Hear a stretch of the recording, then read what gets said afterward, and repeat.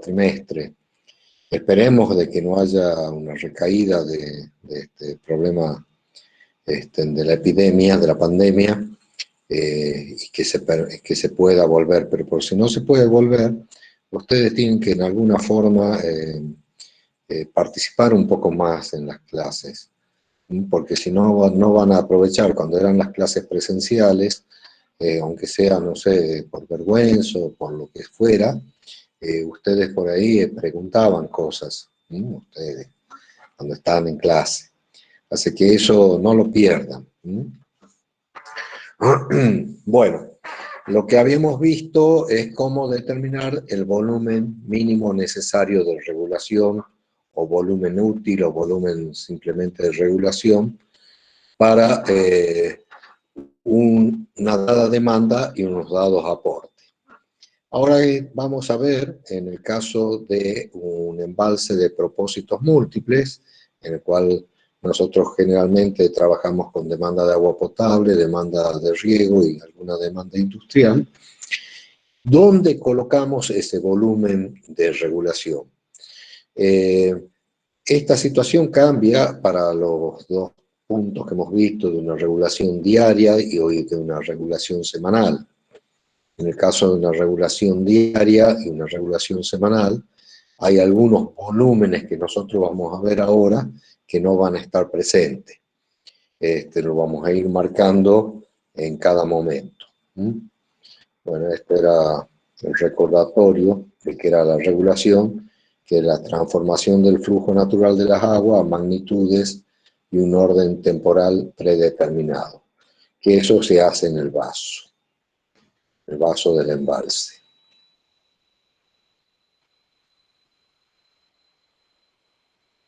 Bueno, estoy pasando porque me está faltando una transparencia. No, vamos a ver.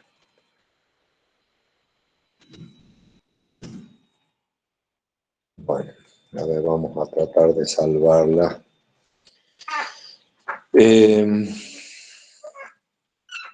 Cuando nosotros tenemos un vaso, un embalse, tenemos algo que determina ese vaso, que se llaman curvas características de un embalse, que son las curvas de los volúmenes acumulados, cotas volúmenes, y las curvas de las áreas acumuladas, cotas áreas.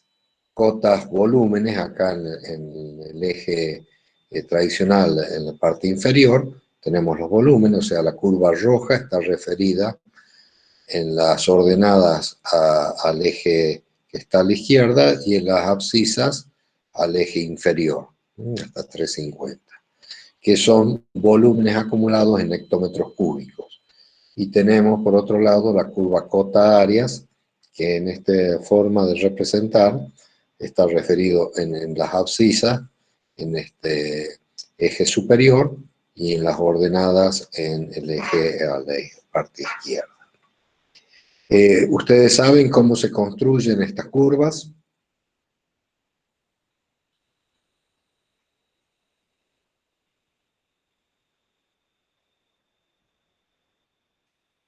¿No? A ver, sí, lo deben haber estudiado ya.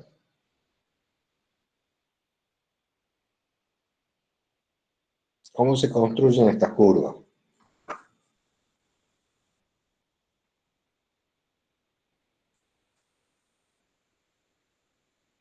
Vamos.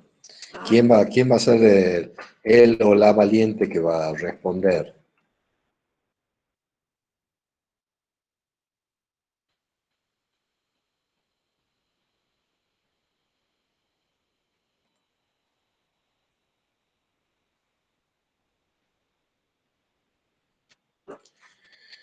A ver si ya está clarita. ¿Clarita? Sí, sí estoy. Ah, bueno, volviste. ¿Cómo se construirán esas curvas? No, no me acuerdo. Bueno. ¿Alguien se acuerda? Bueno, parece que no.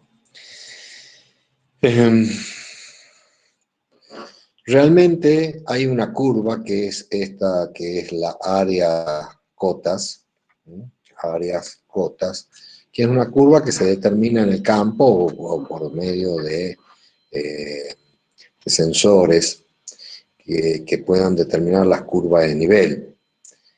Nosotros con estas, bueno, me gustaría poder dibujar, pero no he conectado la tableta. Con estas curvas de nivel, vamos teniendo la curva de nivel que se corresponde con cada altura, con cada cota, como en este caso, que son cotas sobre el nivel del mar, metros sobre el nivel del mar. Y esta curva, que la medimos realizando un relevamiento planialtimétrico, en que vamos con un equipo que puede ser una estación total, bueno, antes era un nivel, o también se puede realizar con fotografías aéreas e incluso si no necesitamos tanta precisión, con fotos satelitales. Construimos esta curva que está referida a un punto que tiene en este caso una cota de 545 metros sobre el nivel del mar, a un punto de cierre, un punto donde vamos a colocar una estructura que cierra ese vaso. Nosotros en la clase pasada, yo les mostraba el vaso y les decía que este vaso es como el vaso del embalse, nada más que en la naturaleza este vaso está roto. Esto son las laderas de las montañas, seguramente viene un río, tiene una pequeña rotura acá y una gran rotura acá. Entonces lo que nosotros hacemos como ingenieros, por fin ahora nos toca trabajar, hacemos un dique o una presa, hacemos una estructura de cierre con la cual completamos este vaso, lo sellamos para permitir que el agua que ingrese quede guardada acá. Y vamos a establecer luego algunas estructuras para sacar el agua. ¿Cuáles serían las estructuras para sacar el agua? Algún orificio con una cañería o un vertedero, depende de qué tipo de agua voy a querer extraer. Entonces lo que hacemos es, con esta curva, áreas, cotas, la vamos a cubicar, o sea, vamos a transformar esta curva en esta curva de volúmenes cotas. Para ello vamos a tomar entre dos cotas, por ejemplo, si tomamos entre 560, tenemos un área de 180 a 175 hectáreas. Y la cota 570 tenemos prácticamente 320 hectáreas. O sea, tenemos acá 25, 150 hectáreas entre la cota 560 y la cota 570. Que me olvido de poner el puntero láser, o sea, entre la cota 560 tenemos este valor de hectárea, entre la cota 570 tenemos este valor de hectárea, entonces entre estas dos cotas tenemos ese valor de 125 hectáreas. Nosotros vamos a suponer de que podemos hacer distintas suposiciones, como son las laderas. Si fueran rectas y estos fueran como pedazos de un paralelepípedo, vamos a tener que simplemente el volumen es la semisuma de la superficie o el promedio de estas dos superficies por la diferencia de cotas. En ese caso, o el valor medio que tenemos acá por la altura esta, que nos va a dar cuál es el volumen que vamos a colocar a esta cota.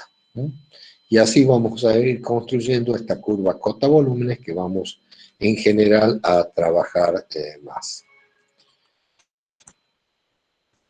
Luego, nosotros vamos a colocar, vamos a considerar que tenemos un volumen muerto, destinado a reservar qué cosas traen los ríos normalmente. ¿Sedimentos? Traen material en suspensión que luego se sedimenta. Cuando llegamos a un embalse, un río, que tiene un ancho dado, llega al embalse. En el embalse, ¿qué pasa? se amplía la sección de circulación, con lo cual las velocidades bajan muchísimo, de velocidades de 1 metro por segundo o más, que puede traer el cauce del río, depende si es un río de llanura o un río de montaña. Pasamos a velocidades menores, seguramente a 0,1 metros sobre segundo, y a medida que avanza en el embalse, esta velocidad va disminuyendo, y entonces ese material en su expansión se va depositando. También trae materiales de arrastre, que son arenas, inclusive ripios pequeños, si son ríos de montaña, que se van depositando en la zona proximal al cauce del río, o sea, próximo a donde llega el río, a la zona del embalse. Esto hace que se vaya depositando, y eso nosotros tenemos que preverlo. Ustedes seguramente han visto en verano, cuando hay creciente de los ríos, no sé si han visto algún video, de que estas crecientes, las aguas son bien turbias, son color barro, es porque tienen mucho material en suspensión. Eso se va depositando y se deposita en el embalse, haciendo que esta curva se modifique. Normalmente esta curva no se modifica de forma uniforme, esta curva se modifica más en algunos lugares, dependiendo del tipo de sedimento, dependiendo del tipo de operación del embalse, o sea, si es un embalse que está casi siempre lleno o que tiene procesos de llenado y vaciado bastante pronunciados, y de la forma del embalse. Es distinto un embalse alargado que un embalse redondeado. Se depositan distintos. Entonces, esa forma de deposición del material en el embalse nos va a modificar esta curva. Aparte, nosotros vamos a tener que esta deposición se va realizando a medida que pasa el tiempo. Cada año, especialmente luego de pasado un periodo de aguas altas, se va produciendo una deposición y va variando en forma continua. Si hay periodos de aguas muy altas, o sea, años muy ricos, seguramente va a depositar un poco más de material, porque ese año rico significa que los ríos traen más agua, que se ha producido quizás más arrastre de sedimentos. Entonces, esto va a ir variando. Ahora vamos a volver a ver cómo varía, pero lo que nosotros vamos a hacer a las instancias prácticas es suponer que todo se deposita acá en el fondo, en la parte más profunda del embalse, y que esta curva no varía de esta forma, sino que simplemente tiene un escalón acá y ahí empieza a variar. El tema de cómo varía, porque esto es importante que ustedes un poco lo sepan, depende del método que se use. Hay un método como este que se llama área reducción, o método de Moody, en cual se califica a los embalses como embalses de distintos tipos, tipo 1, tipo 2, tipo 3, tipo 4. Y en función de esos tipos es la forma que se deposita el sedimento. En general, cuando nosotros hablamos de que se reduce, estamos hablando de que se reduce el área. Consecuentemente, estamos cambiando la curva característica de esta área cota, que tenemos que modificar, entonces volverla a cubicar y cambiar la curva cota volumen. Fijémonos acá en dos ejemplos que son bastante contrapuestos. El tipo 1, por ejemplo. El área sedimentada relativa, o sea, cómo varía el área sedimentada relativa. Esto no es en hectáreas, sino que es en porcentaje del área a esa cota. Y la profundidad relativa, o sea, esta es la profundidad a la que estamos respecto a la profundidad total. En este caso tenemos una gran variación en esta zona, de pequeñas profundidades, y que luego va disminuyendo. Este es un embalse en el cual el material que se deposita en lo que se llama la cola del embalse, o inclusive en el propio río. Si ustedes han ido al Cadillal y han mirado alguna vez cuando el Cadillal está muy bajo, hacia la parte de atrás, de la cola que se dice el Cadillal, van a ver una superficie en verde, así como un frente verde, que es de pasto, que es de material depositado en esa cola del embalse, el material más grueso, porque es lo primero que se deposita, y está prácticamente en la cola del embalse, modificando mucho la estructura del embalse. En cambio, esta curva azul me está depositando más en la zona más cerca, más profunda, y la zona más profunda normalmente en un embalse está cerca del dique de la presa. Normalmente, como en el caso del Cadillal, tiene comportamientos mixtos. En el caso del Cadillal tenemos una parte bastante importante en la cola, pero también tenemos deposición en la parte más profunda.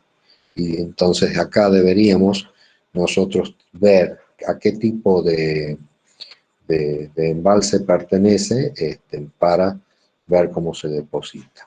Otra forma de calcular cómo va variando, más sencilla, es suponer que la deposición se va produciendo de manera uniforme a cada cota, o sea, que lo que estamos viendo sería que en la curva, en esta curva característica de área, tendríamos que esta curva es la que se desplaza, y esto nos genera un desplazamiento de esta curva de cota de volúmenes acumulados, que no va a ser tan paralela porque vamos a tener diferencia acá, porque el nuevo cero va a estar subiendo, y ese es un proceso que se calcula de forma interactiva.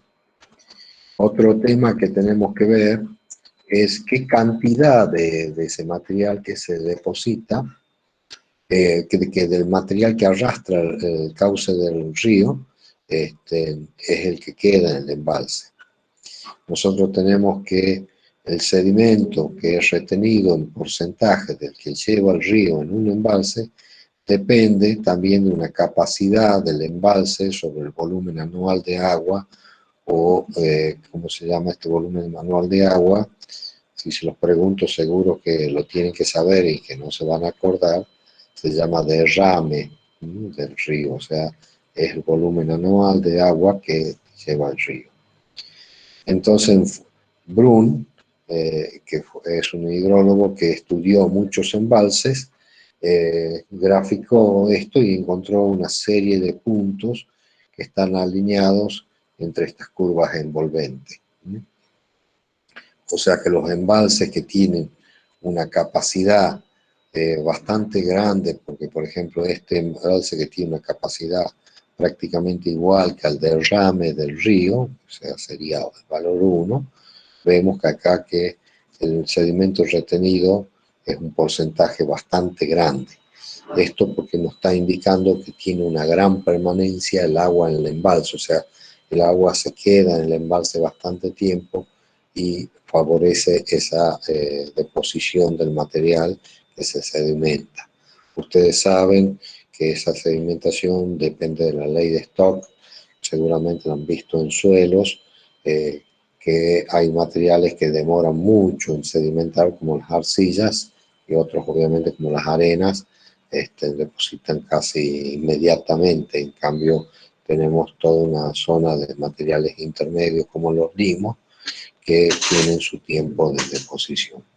Entonces, cuando nosotros calculamos cuánto material lleva el cauce del río, por ser, ¿cómo podemos calcular ese material que lleva el cauce del río?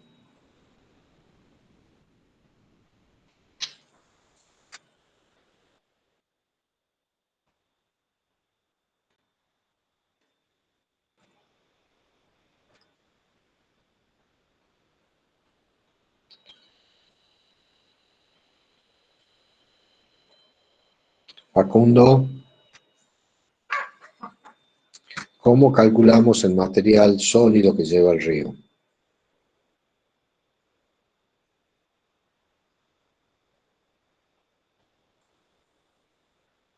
Facundo Rojas. ¿Estás? No está Facundo. Iván Navas. Iván. ¿Estás?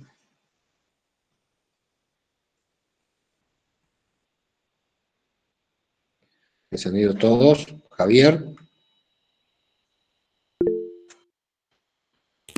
Sí estoy, ingeniero, pero la verdad no recuerdo.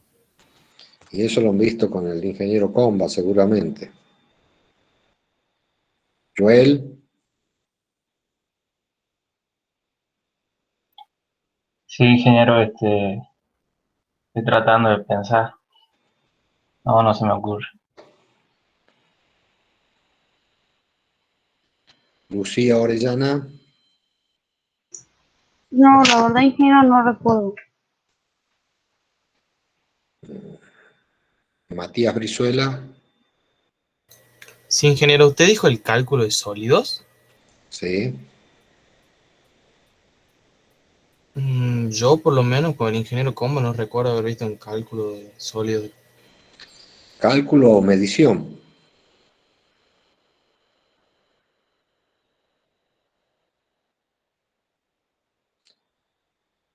Vamos a tener que hablar porque, digamos, estamos tratando de que ustedes avancen de ¿Muestreadores, prueba, ingeniero? traten de seguir. ¿Muestreadores o los métodos colorimétricos? Sí, con muestreadores que se determinan, se sacan muestras del río para ver qué cantidad de material en suspensión tiene con tipo muestreadores o con trampa de sólidos para aquel material que va en saltación. Con eso se hacen mediciones, así como se determinan los caudales, también se determina lo que se llama el caudal sólido, que normalmente se mide en unidades de masas por metro por segundo, o sea, toneladas, kilos por segundo, o si se determinan en periodos eh, más largos, se puede llegar a determinar las toneladas por año de material sólido que transporta ese río. Eso es lo mejor. Ahora, ese es un proceso que no siempre se hace, y entonces tenemos que hay formas de cálculo indirectas. Esas fórmulas de cálculo indirectas puede ser con el método USLE o MUSLE, que se denomina la fórmula universal de pérdida de suelo para una cuenca. Entonces, cuando nosotros estamos viendo, en este caso un embalse en un punto, vemos la cuenca que aporta a ese punto y aplicando esos métodos podemos calcular una medida aproximada, ¿no es cierto? Si es que a través del MUSLE o el LUSLE hay otros métodos más avanzados, pero estos tienen la ventaja que no nos requieren demasiada información y pueden servir bastante bien para situaciones de anteproyectos o prácticos, como en este caso. Ahora, el material que se deposita también, al depositarse y al quedar varios años, se va teniendo una compactación que hace que el volumen que ocupe sea menor. ¿Cuántos años puede funcionar un embalse?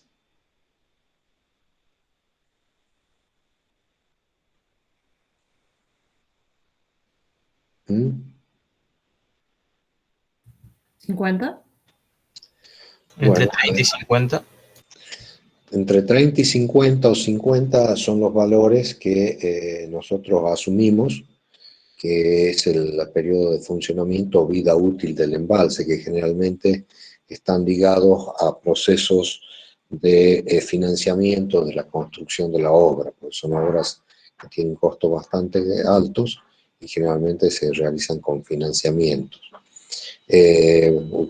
Por ejemplo, el embalse El Cadillal ya tiene 55 años y sigue prestando servicio, porque bueno, la vida útil no significa que el día que se termine esa vida útil el embalse inmediatamente hay que cerrarlo, sino que empieza a perder servicio, empieza a no ser confiable, a no poder proveer en nuestra curva de demanda. Entonces, nosotros tenemos que analizar también el volumen muerto que se ocupa, como el volumen muerto que va a ser ocupado durante esa vida útil, o sea, los 30 o 50 años. Y para ver cómo evoluciona esto, vamos a ver, bueno, hay un método de Lara y Pemberton donde se puede determinar este valor que fluctúa. Si nosotros tenemos el peso unitario inicial del sedimento, del embalse, que es este valor, y si no lo tenemos lo podemos calcular con esta expresión, donde tenemos las fracciones tanto de arcilla, limo y arena del sedimento entrante, los pesos específicos de esos materiales, y en función del tipo de embalse podemos sacarlo inclusive de tabla, o sea, si no tenemos los datos.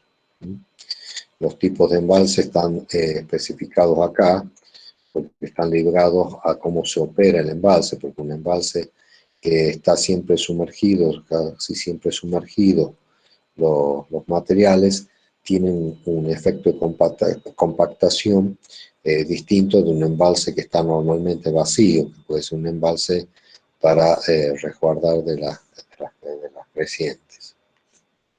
Bueno, una vez que tenemos ese valor W1, ya sea midiéndolo, teniendo el dato en la realidad o sacándolo de una tabla como esta, que en esta tabla hay que tener cuidado porque está en libras fuerza sobre pie cúbico los datos, tenemos que el peso unitario, o sea, que nos va a permitir determinar, conociendo la cantidad de arrastre que tiene, y de arrastre y material de suspensión que tiene el embalse en unidades de masa, me va a permitir calcularla a un periodo de tiempo T, o sea, la vida útil del embalse, cuál va a ser ese valor de peso unitario final que me va a permitir determinar luego cuál es el volumen que se ocupa. Para esta determinación hay también un factor K que está, digamos, tabulado en función del tipo de material, la arena, el limo y la arcilla. Esto me va a indicar, digamos, la arena prácticamente no se compacta mucho más de lo que, digamos, ocupando casi el mismo volumen de su deposición temprana luego de 50 años. En cambio, la arcilla tiene un proceso de compactación bastante grande.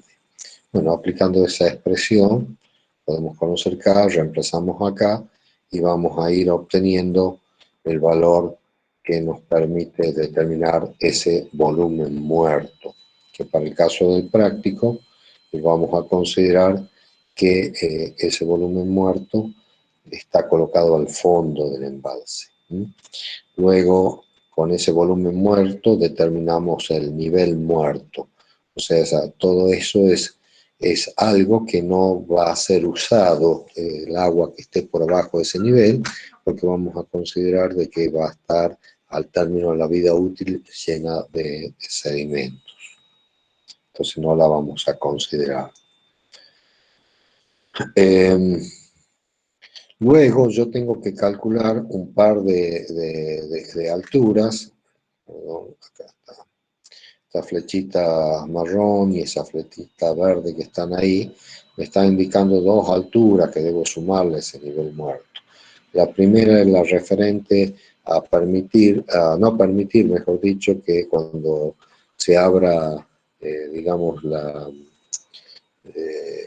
salida del agua del embalse a través de un orificio y su correspondiente cañería, se arrastre en sedimento, o sea, una altura de resguardo para que la velocidad que se genera no arrastre los sedimentos y provoque perjuicio en el equipamiento, ya sea las válvulas o si fuera un aprovechamiento propósitos múltiples con generación de energía hidroeléctrica, también a las turbinas, los álabes, que lo iría afectando, provocando un proceso de erosión que puede incrementarse con cavitación. Y luego una altura destinada a que cuando nosotros abramos de vuelta esa estructura hidráulica, esa válvula para permitir la salida del agua, que genere, siempre haya una carga que nos permita derivar el máximo caudal que nosotros queremos derivar. No nos olvidemos de que las fórmulas de descarga por orificio son función de ¿qué? A ver, sin que empiece a nombrar para que no vaya viendo todos los que no están presentes, a ver quién me dice la fórmula de descarga de un orificio es función de ¿qué?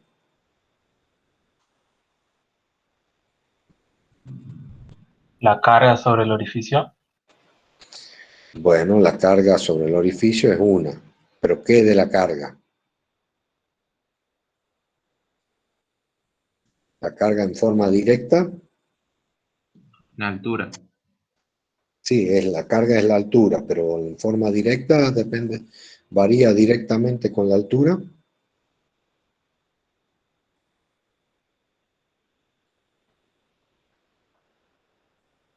¿Cuál es el caudal de descarga por un orificio?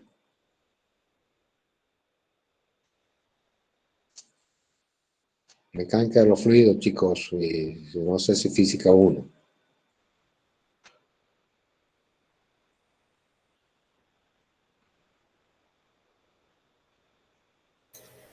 Puede ser que sea el coeficiente de descarga por el área, por la raíz, creo, de la altura.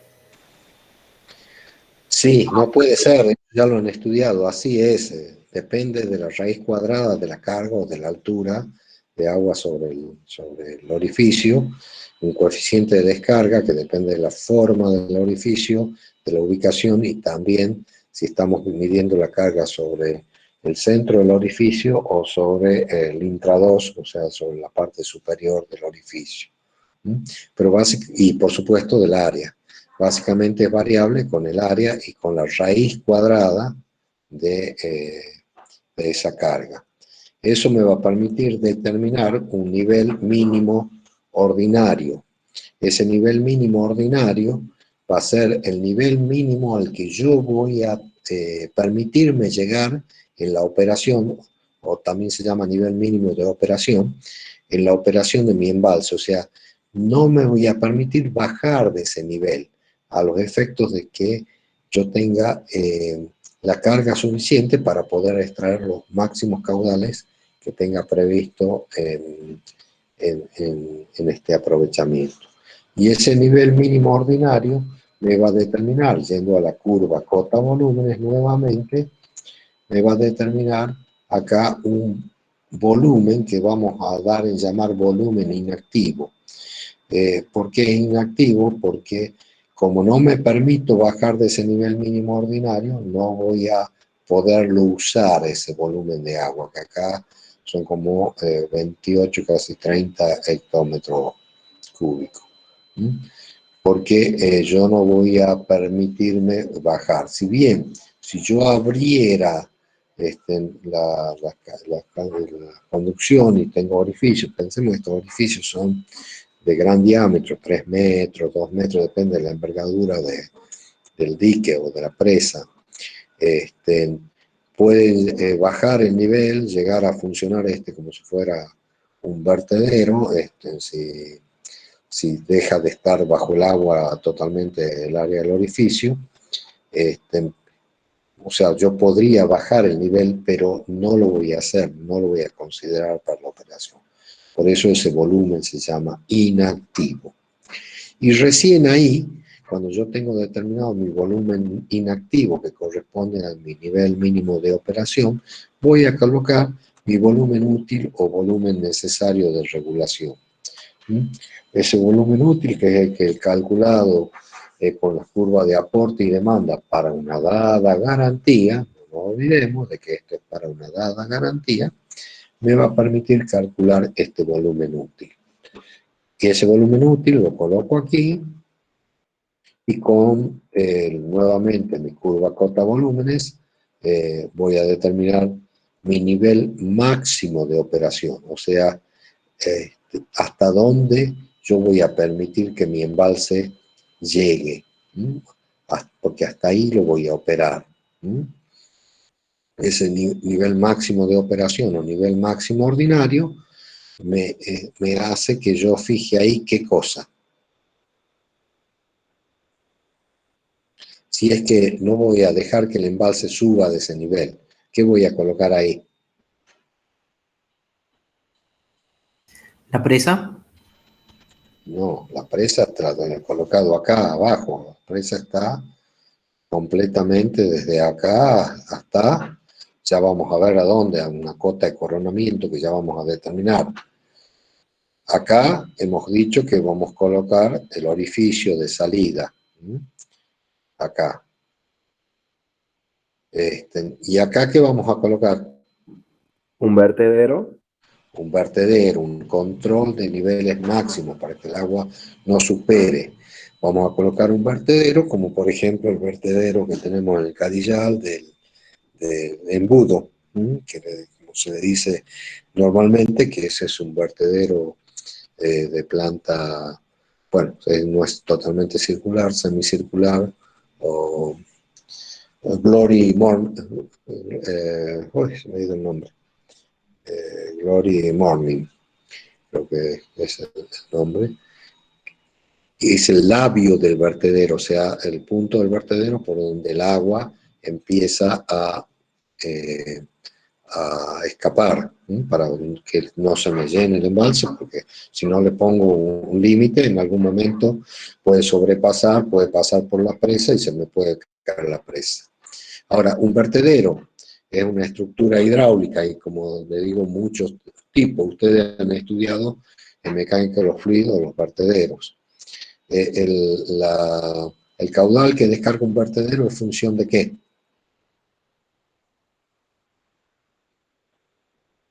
De la carga sobre el vertedero. Bien, de la carga, pero ¿de qué carga? La carga en forma directa, la misma pregunta que hice para el orificio. Y me terminaron respondiendo que era la raíz cuadrada de la carga. En el caso del vertedero, ¿qué es?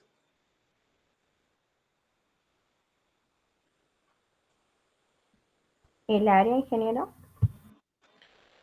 No, en el caso del vertedero me han dicho la carga, pero no es la carga en forma directa. ¿Qué de la carga es? En el caso del orificio me dijeron que era la raíz cuadrada. En el caso del vertedero,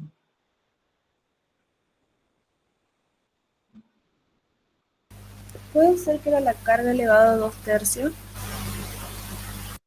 sí, puede ser, Catalina. Eso, me imagino que el ingeniero Malinar le debe, bueno, o alguien de la cátedra le debe haber explicado muchas veces. Esas son cosas que tienen que saber, las tienen que tener grabadas. O sea, nadie le va a pedir que se acuerden del coeficiente de gasto, aunque lo podrían saber si trabajan normalmente en la temática, más o menos. Pero sí, si es la raíz cuadrada en el caso del orificio, si es una potencia de 3 medios en el caso del vertedero, y no es al área, sino a la longitud, porque el vertedero, cuanto más largo, tiene mayor capacidad de descarga. Entonces, yo a esta cota del NIMAO coloco el vertedero y voy a tener que sin avanzar, esa zona entre el nivel mínimo de operación y el nivel máximo de operación se denomina prisma de explotación. Prisma porque acá, suponiendo que acá está la presa, tenemos esta pared, la otra pared es esta curva de cota volúmenes, y tenemos las dos superficies. La superficie está horizontal del nivel mínimo ordinario y la horizontal del nivel máximo ordinario. Y nosotros vamos a tener que, cuando ese vertedero funciona, vamos a necesitar un volumen de atenuación o determinar una cota que hace que me permita atenuar una creciente de diseño para evitar de que, digamos, haya un sobrepaso. En ese caso me va a permitir determinar el nivel máximo extraordinario del embalse.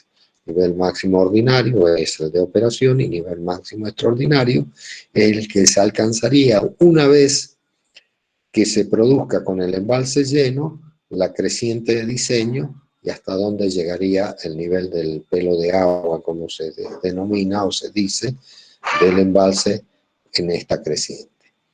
Ese nivel máximo extraordinario o su volumen de atenuación, porque teniendo la curva costa volúmenes, digamos, teniendo uno, dos, dos, conseguimos el otro, ¿de dónde lo sacamos?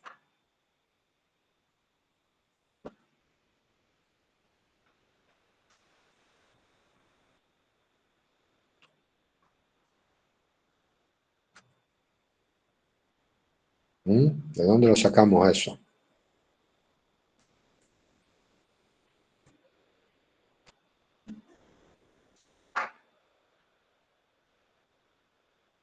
A ver, David Valdés. Eso lo han estado viendo seguramente con el ingeniero Lazarto, con la ingeniera